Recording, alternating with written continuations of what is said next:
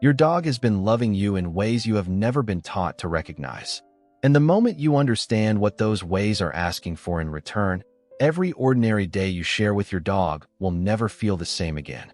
Most owners believe love is in the feeding, the walking, the occasional belly rub. They are not wrong, but they are not seeing the full picture. And the parts they are missing are the parts that matter most to the animal sleeping at their feet right now. This video is not about training. It is not about obedience. It is about something quieter and more permanent than either of those things. Stay until the end. The seventh act is the one that will reach into your chest and rearrange something. Welcome to Pet Mind. If you believe your dog deserves to be truly understood, subscribe right now. Let's get into it. Before the 7 acts, you need to understand one thing. Your dog came into your life with a full emotional vocabulary and no way to speak it. They cannot tell you when something is missing. They cannot sit you down and explain that a need has gone unmet for weeks, months, sometimes years. What they can do is show you through behavior that most people misread as inconvenience, stubbornness, or a personality flaw. The dog who follows you from room to room. The dog who paces when you leave. The dog who barks at nothing, chews things they shouldn't, or sits at the window long after you've gone. These are not problem dogs. These are dogs who have not yet received the 7 things this video is going to name. And the hardest part of what you are about to hear is this. They never stopped hoping you would figure it out. 1. Greeting them like their presence is the best part of your day. How do you walk through your front door? Be honest. Do you come in already mid-thought, mid-phone call, mid-stress from whatever the day handed you? Do you drop your keys and move straight to the kitchen or the couch while your dog spins in circles trying to reach you? Almost every owner has done this. And almost every owner has no idea what they just walked past. Here is what is actually happening at that door. Your dog has been tracking time in a way that has no clock. Their entire nervous system was oriented around one event all day. Not food. Not the window. You. The moment the door opens, every biological alert in their body fires at once. This is not excitement in the way humans experience excitement. This is the completion of a wait that, for a dog, can feel like an eternity. A study published in the journal Behavioral Processes found that dogs show a measurably stronger neurochemical response when reuniting with their owner after an absence than with any other stimulus in their environment. Any other stimulus. That includes food. What you do in those first 30 seconds at the door is not a greeting. It is the answer to a question your dog has been asking since the moment you left. The question is, did I matter enough to come back to? Get on their level. Say their name the way you said it the day you chose them. Let the reunion be real. Because to your dog, it already is. 2. Protecting them from the things they cannot tell you frighten them. Think of the last time your dog flinched at something. A stranger reaching too fast. A loud sound. Another dog pulling toward them on a tight leash. A child running directly at their face with both arms open. What did you do? If you laughed it off, if you said they're fine, if you kept moving because nothing technically happened, you left your dog alone in a moment of fear with no one to stand beside them. Dogs do not experience fear the way we do. They cannot rationalize it. They cannot remind themselves that the fireworks will end in an hour, that the man in the hat is not a threat, that the vacuum cleaner has never actually hurt them. Their nervous system responds to perceived danger the same way it responds to real danger. The cortisol spike is identical. The physical experience is identical. Research from the University of Helsinki found that over 70% of dogs display significant stress responses to stimuli that their owners do not recognize as threatening. Over 70%. That means the majority of dogs are living with unacknowledged fear on a near-daily basis. Being their protector does not mean shielding them from every experience. It means learning the specific language of their anxiety, the lip lick, the whale eye, the tucked tail, the sudden stillness, and responding before they have to escalate. It means standing between them and the thing that frightens them, even when the thing seems harmless to you. A dog who knows you will protect them moves through the world differently. They hold their head higher. They recover faster. They trust more deeply. That trust is not given. It is built, one protected moment at a time. 3. Talking to them like they understand more than you think. Do you talk to your dog? Not commands. Not sit, stay, come. Real conversation. The kind where you narrate what you're making for dinner, where you tell them about your day, where you say their name in the middle of the afternoon for no reason except that you wanted to. If you do this already, you have likely felt slightly embarrassed about it. Stop feeling embarrassed. You are doing something that neuroscience has recently confirmed is one of the most powerful gifts a human can give a dog. In 2022, researchers in Budapest used brain imaging technology to study how dogs process their owner's voice. What they found changed the field. Dogs do not just hear your words. They process the emotional tone of your voice in the same region of the brain that humans use to process emotional communication. Their brains have built a dedicated system for reading how you feel when you speak to them. When your voice carries warmth, their heart rate drops. Their muscles release. Their eyes soften.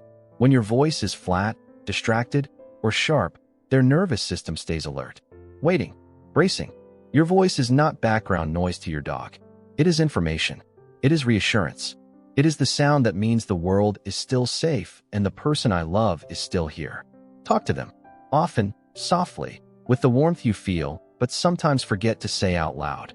They are listening in ways you are only beginning to understand. 4. Playing like the game is the most important thing in the world. When did you last play with your dog? Not throw something while you checked your messages. Play. Fully present, fully ridiculous, fully committed to the game as if nothing outside of it existed. Because here is what your dog needs you to know. Play is not recreation. Not for them.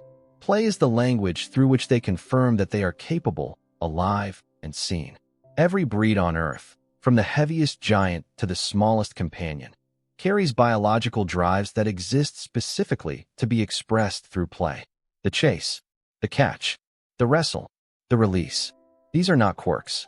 They are imperatives. When those drives never find a real outlet, the energy does not dissolve. It redirects. It becomes the chewed furniture, the compulsive barking, the anxiety that seems to come from nowhere. A study in the Journal of Veterinary Behavior found that dogs with insufficient interactive play showed significantly elevated rates of separation anxiety and compulsive behavior. These are not bad dogs. They are unfulfilled ones. Real play means you move. You make yourself unpredictable. You let the toy come alive in your hands. You slow down, pause, then burst into motion. You let your dog win sometimes and feel the full satisfaction of the catch. You build the game up and you wind it back down slowly, giving their nervous system time to return from the high of the hunt. And here is the part that will shift something in how you approach every future play session. When you are the one on the other end of that game, truly in it, your dog does not see a person entertaining them. They see someone who understands what they are made of. That is a different quality of bond than any amount of quiet affection can reach. 5. Letting silence be enough. This one most people get backwards. We are trained to believe that love is expressed through action, through doing, fixing, engaging, providing. And so when our dog lies quietly nearby, we reach for them. We call them over. We want to share the moment because we feel it so strongly. But here is what your dog is actually doing when they lie in the same room as you without demanding anything. They are practicing the highest form of trust available to a social animal. They are saying, your presence alone is enough. I do not need you to perform your love right now. I simply need to be near it. Every time you interrupt that quiet, every time you reach down when they are resting and pull them back into interaction they did not ask for, you are accidentally teaching them that stillness is unstable, that peace does not last, that they must stay alert to whatever comes next even when everything is calm. Let the quiet moments be whole. Let them sit beside you without being summoned, without being touched, without being redirected. Learn to feel the fullness of a room where a dog has chosen to simply be near you. That choice, to stay close without need, is love in its most distilled form. It asks nothing of you except the willingness to receive it. 6. Giving them something to look forward to every single day. Your dog wakes up each morning and immediately begins reading your signals. Your tone of voice, the clothes you put on, the bag you carry, the keys you pick up or leave behind. They are building a forecast of the day from the first minute of it. And what they are hoping to find somewhere in that forecast is one moment that belongs entirely to them. Not the routine feeding, not the obligatory walk around the block. Something that carries the texture of anticipation. A new route they have never sniffed before. A car ride to somewhere. A long, slow session in the garden where they lead and you follow. A visit to a place full of smells that tell 10,000 stories. Research in animal cognition consistently shows that the anticipation of a positive event produces neurochemical activity in dogs that is equal to or greater than the event itself. They do not just enjoy the thing. They savor the approach to it, the knowing it is coming. This means that building one small moment of genuine novelty or pleasure into your dog's daily life does not just improve that day. It improves how they hold every other part of it. A dog who knows something good is coming carries themselves differently through the hours before it arrives. You do not need to do something extraordinary. You need to do something intentional. Something that tells them today will not be exactly like yesterday, and that is because I thought of you. 7. Staying. This is the one. You sit down at the end of the day and your dog comes to you.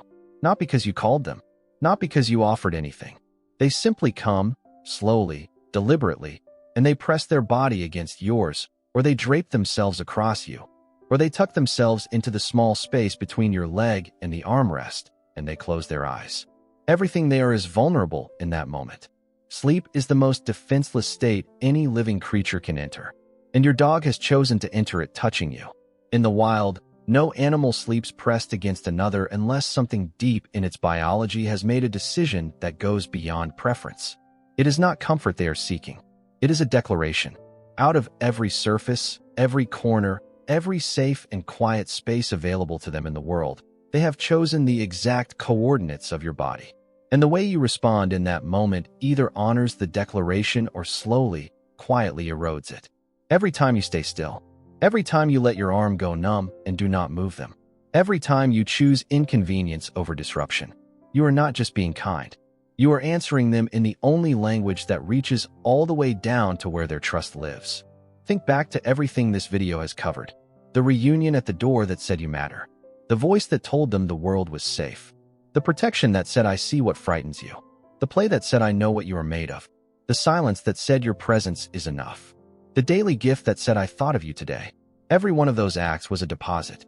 And when your dog presses their body against yours and lets their eyes close, that is the moment the account comes full circle.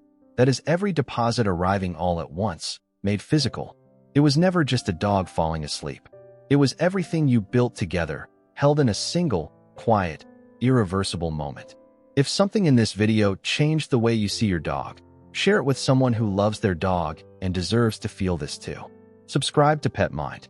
We are here every week to help you understand the animal that chose to spend their one life beside you. They deserve to be understood, and so do you.